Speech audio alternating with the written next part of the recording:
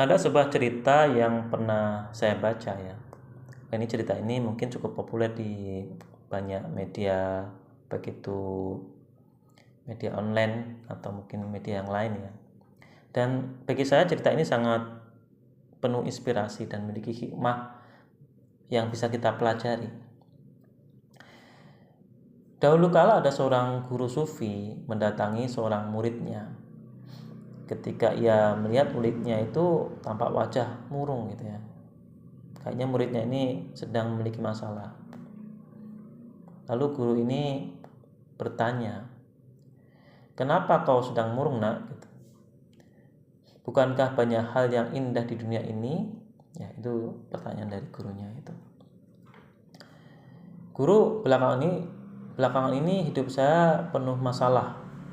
Sulit bagi saya untuk bisa tersenyum," kata muridnya.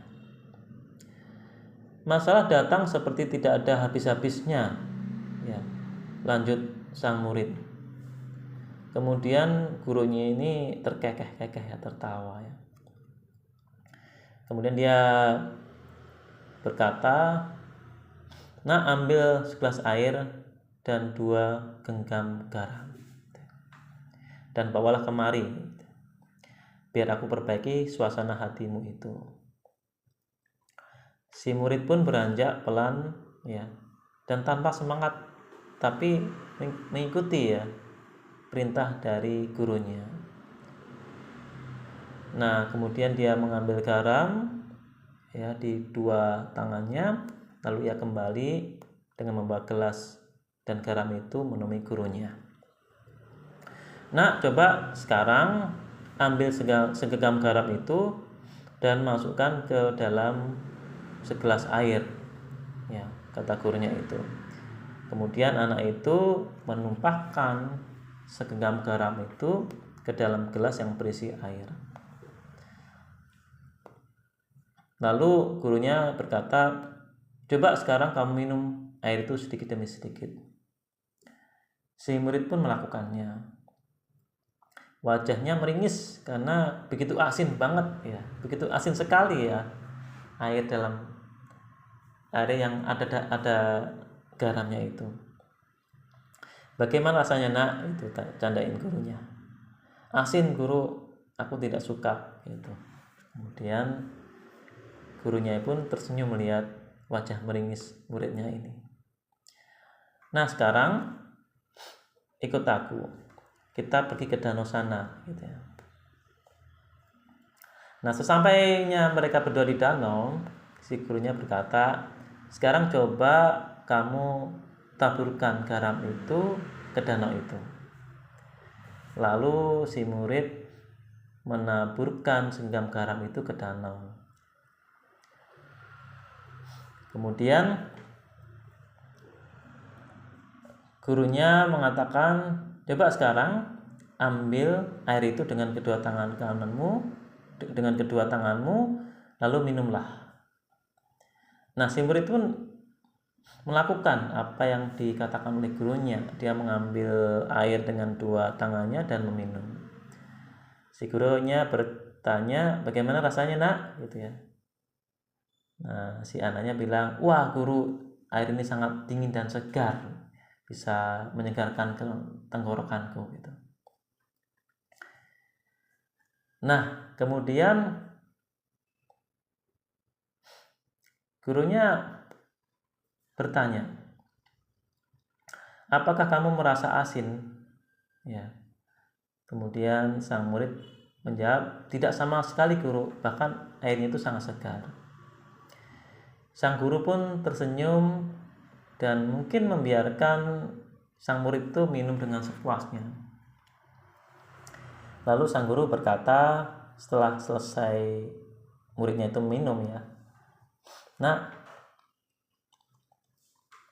segala masalah dalam hidup ini seperti engkau menggenggam garam. Engkau menggenggam segenggam garam. Tidak kurang dan tidak lebih, hanya segenggam garam. Banyaknya masalah dan penderitaan yang engkau hadapi dalam hidupmu itu sudah dikadar oleh Allah." Artinya sudah diukur oleh Allah. Ya. Jadi Allah itu memberikan masalah itu tidak melebihi kemampuan dari masing-masing hambanya. Jumlahnya ya segitu-gitu aja, karena memang hambanya mampunya segitu, tidak mungkin ditambah. Nah, tidak ada seorang manusia pun meskipun dia nabi yang terbebas dari masalah atau musibah. Nah, si murid ini terdiam mendengarkannya. Tapi, nak, rasa asin dari penderitaan yang dialami itu tergantung hati kita menampungnya. Jadi, supaya kita tidak merasa begitu menderita, ya, maka kita harus berhenti menjadi sebuah gelas, tapi kita menjadikan hati kita, kalbu kita itu sebesar danau. Nah, apa hikmahnya? Hikmahnya adalah besar kecilnya masalah itu sangat tergantung dari bagaimana kita merespon masalah itu. Ada seseorang yang mendapatkan masalah yang kecil, tapi orang itu menyikapi berlebihan, maka masalah itu pun akan menjadi besar.